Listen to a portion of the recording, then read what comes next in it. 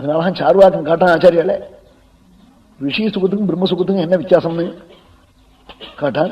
இது அர்ஜுனனும் காட்டான். விஷய சுகத்துக்கும் பிரம்ம சுகத்துக்கும் என்ன வித்தியாசம்னு. விஷய சுகம் கிடைச்சா இன்னும் அதுக்கு மேல இன்னொன்னு வேணும்னு தோணும். அல்வாவில் தனக்கு ரொம்ப பிரியம், ஜிலோபியில பிரியம்னா 10 ஜிலோபி சாப்பிட்டு விடுறான். மறுபடியும் உடனே உரப்பூர்வா கேட்கிறான். அதுக்கு மேல உரப்பூர்வா வேண்டியிருக்கு. உரப்பு ரொம்ப அதிகமா போச்சுன்னா புளிப்பா தயிரை கொண்டாடுங்கிறான். புளிப்பா தயிர் 5-6 கரண்டி போட்டு விட்டான்னா அப்புறம் போன மாதிரி வாந்தி பண்றான். அப்புறம் மருந்து கேட்கிறான். மேல மேல போயிட்டு இருக்கு விஷய சுகம். பிரம்ம சுகத்துக்கு என்ன அடையாளம்னா அதை அடைஞ்சதுக்கு அப்புறம் இன்னொன்னு வேணும்னு தோணாதான். எம் லப்த்வா பரம் லாபம் மன்யதேனாதிகம் ததா. இன்னொன்னு வேணும்னு தோணாத அப்புறம் தோணுமோ? ஏதஸ்யைவ ஆனந்தஸ்ய அஞ்ஞானி பூதானி மாத்திராம் உபஜீவந்தினது. இந்த பிரம்மானந்தத்திலேருந்து ஒரு திமில வெளியில விஷயத்துல அடிச்சதுனால வெளியில ஓடிக்கிட்டு இருக்கான்.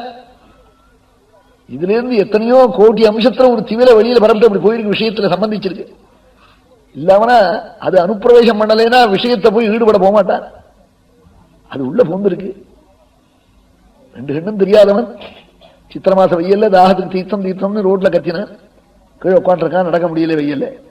ஆரோ கருணாவான் ஒருத்தன் போனான், கையில பெரிய பாட்டில தேன் வாங்கிட்டு.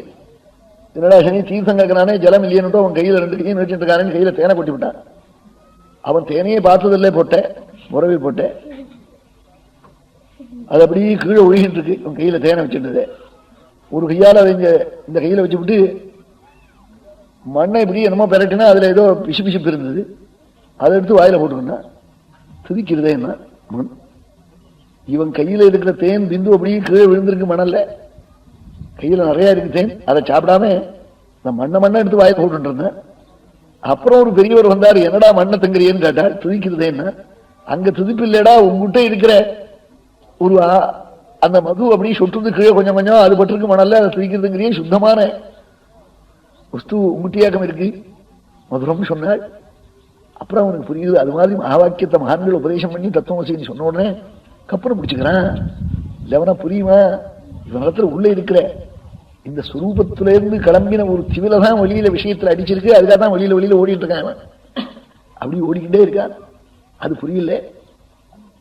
அதனால ஆச்சாரியால் சொல்ற போது சார்வாக்கனை பார்த்து சொன்னாள், விஷய சுகங்கள்லாம் இல்லாத ஆளை காட்டுறேன். வாக்கியானந்த சாதனரகிதாபி பிராமணா நிரீஷா நிரீஷனா சானந்தா திருஷ்யந்தே லோகே. மேரு குகைக்கு வாடா, அழிச்சுன்னு போறேன், மேரு பிரார்த்தத்துக்கு வா, ஹிமவத் பிரார்த்தத்துக்கு வான்னு பிடிச்சி இழுத்துன்னு போனாள் சார்வாக்கனே. மழையில உட்காந்துருக்காள், வெயில்ல உட்காந்துருக்காள், பாம்பு வா மேல விழுது, கௌபீனம் இல்லை, கட்டி சூத்திரம் இல்லை, பத்னி இல்லை, கார் இல்லை, சாப்பாடு இல்லை, கொடுத்தாலும் வேண்டாங்கிறா, வேணுங்கிற ஆசையும் இல்லை. நிரீஹா நிரீஷனாக வேணும்னு ஆசை இல்லை, கொடுத்தாலும் வேண்டாங்கிறா. ஆனா எப்படி இருக்காள்னா சானந்தா திருஷ்யந்தே லோகே, சிரிச்சுன்னு உட்காந்துருக்காள். பாக்கியமான ஒரு சாதனம் இல்லை அவ சிரிக்கிறதுக்கு.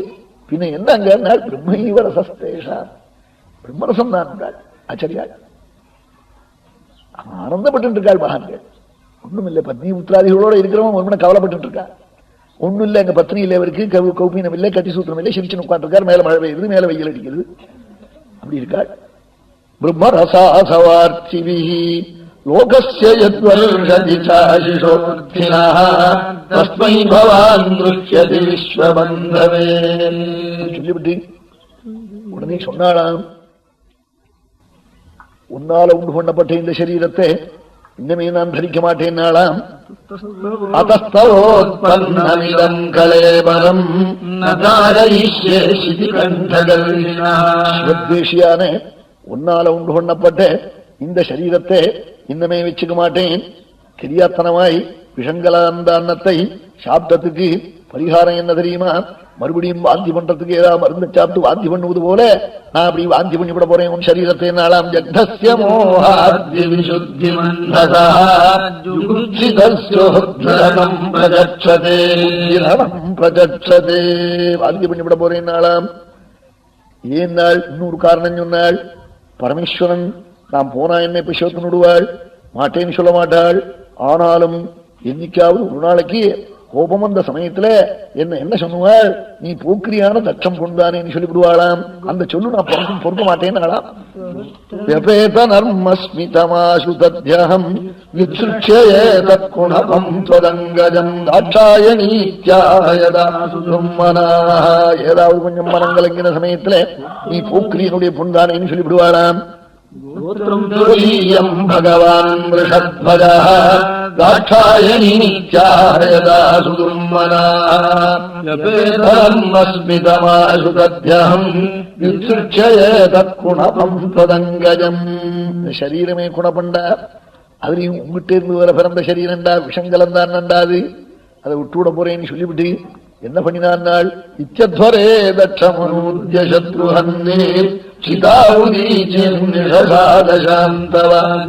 மைத்ரேய சுவாமி விதுர சத்ருஹன்னு கூப்பிட்டாளாம். அந்த சத்ருவ நிகிரகம் பண்ணினவராம் விதுரர்.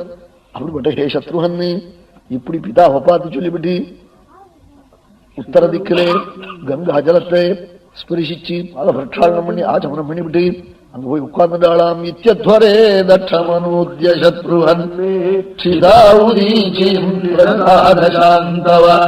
உடனே மௌனவிரதத்தை வச்சுண்டு ஆசன ஜெயத்தோட கூட பிராணனையும் அபானனையும் நாபிக்கு கொண்டு வந்து பிராணபானனோட வியானனையும் சமானனையும் சேர்த்து அப்படி சுஷும்ன வழியாக ஆஜ்ஞா சக்கரத்துக்கு கொண்டு வந்து தன் பர்த்தாவனுடைய சரண கமலத்தை தியானம் பண்ணினாளாம். ததஸ்வபர்த்து சரணாம்புஜாதம் ஜகத்குரோ சிந்தயதீனசாபரம் ததர்ஷதேஹோ அதகன்மகாசதி சத்ய பிரஜ்வால சமாதிகாக்னி. யோகாக்னி கிளம்பித்துதான் ஆஜ்ஞா சக்கரத்துல வந்து தியானம் பண்ணின உடனே உபீர்னு தீ பிடிச்சு